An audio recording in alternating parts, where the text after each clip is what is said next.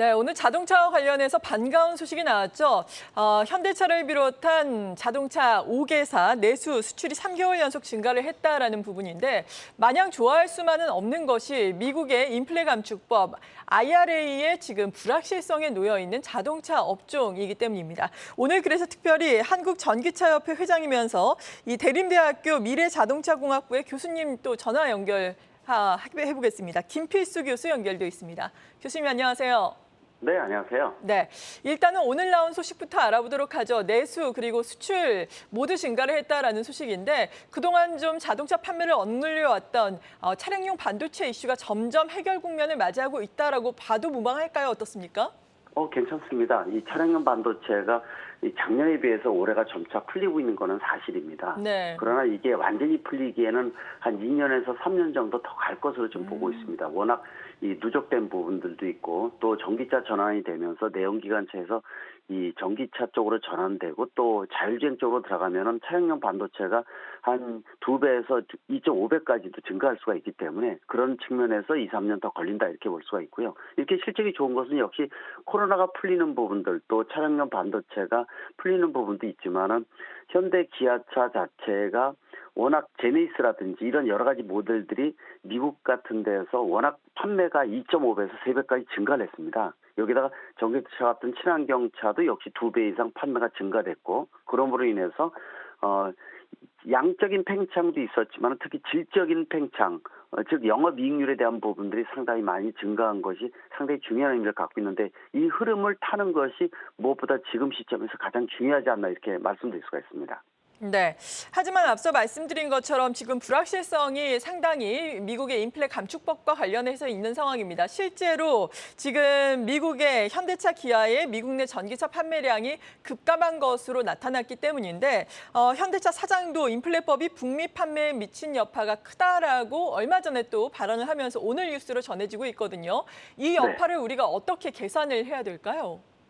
일단 고민되는 부분입니다. 지난달 16일 바이든 대통령 서명 직후에 발효가 됐는데 이렇게 이 IRA 인플레이션 감축법이 즉시 서명 이후에 발효되는 것은 비상식 빼놓고는 하지 않는 부분들이고 보통 유예를 내두는 게 일반 상식적인 부분들이거든요. 특히 이렇게 서명 직후에 이 유럽이나 일본 전기차보다도 특히 잘 나가고 있는 대한민국의 전기차가 당장 1,000만 원 정도의 보조금을 못 받으면서 뭐 모델 3 같은 모델에 비해서 아이오닉 5가 더 비싸지는 역전 현상이 생기는 것은 소비자 입장에서 굉장히 이 문제가 크다고 보고 있어서 아마 이 부분들을 대통령까지 나서서 지금 전방위적으로 압력을 가하고 있고 미국 이 정가에서도 특히 이 부분에 대한 심각성을 알고 있습니다. 즉 문제가 있다는 거죠. 지금 정치적인 부분도 있고 너무 무리하게 적용을 하면서 맹방우방에 대한 부분들이 너무 심하다라는 부분들. 특히 4개월 전에 바이든 대통령이 내한을 하면서 약 15원 정도를 미국에다 투자하겠다고 현대차 그룹이 정의선 회장이 발표를 했었고 또 바이든 대통령도 그때 최선을 다해서 문제가 없게끔 도와주겠다 얘기를 했는데 바로 이런 법안으로 인해서 뭐 속되게 뒤통수를 때렸다 이런 얘기를 할 정도거든요. 그런 측면에서 지금 고민이 많고요. 지금 전방위적으로 압박을 가하고 있는데 뭐 예를 들어서 IRA 특례 조항이나 아니면은 예외 조항을 넣는 방법도 있겠지만은 가장 좋은 방법 중에 하나는 유예입니다. 2025, 6년에 이 미국 내에서 전기차 생산을 본격적으로 하기 때문에 그때까지 보조금을 받을 수 있게끔 유예를 하는 방법이 가장 적절하다. 특히 이제 최근에 미국 내에서도 이러한 문제점 제기가 언론을 통해서 많이 나오고 있고 또 이번에 상원의원이 마침 2026년까지 보조금을 받을 수 있게끔 하는 이 법을 발의를 진행한 상황이기 때문에 어떤 게 되더라도 괜찮습니다. 그러나 중요한 것은 11월 중간선거 이후에 진행될 가능성이 상당히 높다는 거. 최소한 뽑아내더라도 이 예외 조항 아니면 좋겠지만 안 되면 유예라도 뽑아내는 이러한 전략이 지금 시점에 중요한데 한두 달 정도는 또 손해를 볼 가능성이 있다 이렇게 말씀드릴 수가 있습니다. 네, 그렇군요. 11월에 또 미국에서는 중간 선거가 있기 때문에 이러한 개정법이나 IRA와 관련해서 혹은 유예 사항은 그 이후에 또 결정될 가능성이 높다라고 말씀해 주셨습니다. 지금 현대자동차의 사장 역시 IRA 개정되지 않으면 현대차 그룹이 상당한 타격을 받을 것으로 또 우려를 하고 있다라는 소식이 전해지고 있는 만큼 자동차 산업에 미치는 영향이 만만치 않을 것 같은데 말씀하신 것처럼 좀 유예가 됐으면 하는 바람입니다.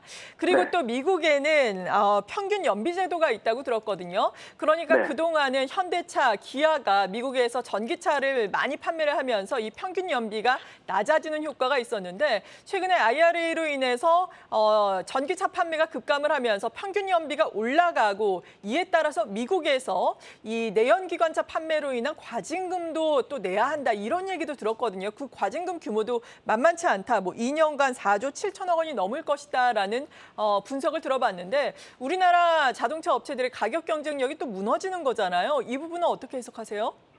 상당히 이 부분도 숨어있는 문제라고 보고 있습니다. 지금 현재로서 한 달 사이에 이 인플레이션 감축법만 초점을 맞추고 있지만은 이 법 이외에 이전 2012년에 오바마 정부에서 도입된 것이 바로 카페 제도라고 해서 평균 연비 규제 제도입니다. 즉 다시 말씀드리면은 지금 말씀하신 대로 전기차 같은 경우에는 연비도 좋고 또 예를 들어서 배출가스 자체가 전혀 없기 때문에 이 점이 가장 큽니다. 그러나 제네시스 같은 차는 워낙 이 판매가 2배에서 3배까지 미국에서 증가해서 이게 도움이 된다 이렇게 말씀드렸지만은 1km 주행할 때 배출되는 배출가스 즉 지구 온난화 가스도 굉장히 크지만 연비도 떨어질 수밖에 없거든요. 따라서 이런 부분들을 보상해 주는 것이 바로 이 전기차입니다. 그러니까 전기차와 이 고급 일반 이 내연기관차를 함께 팔아야지 상세 효과가 생긴다는 건데 그 부분이 무너진다는 거죠. 그래서 IRA는 보조금을 못 받아서 전기차를 판매를 못하는 것도 문제지만은 평균 전체 연비가 떨어지면서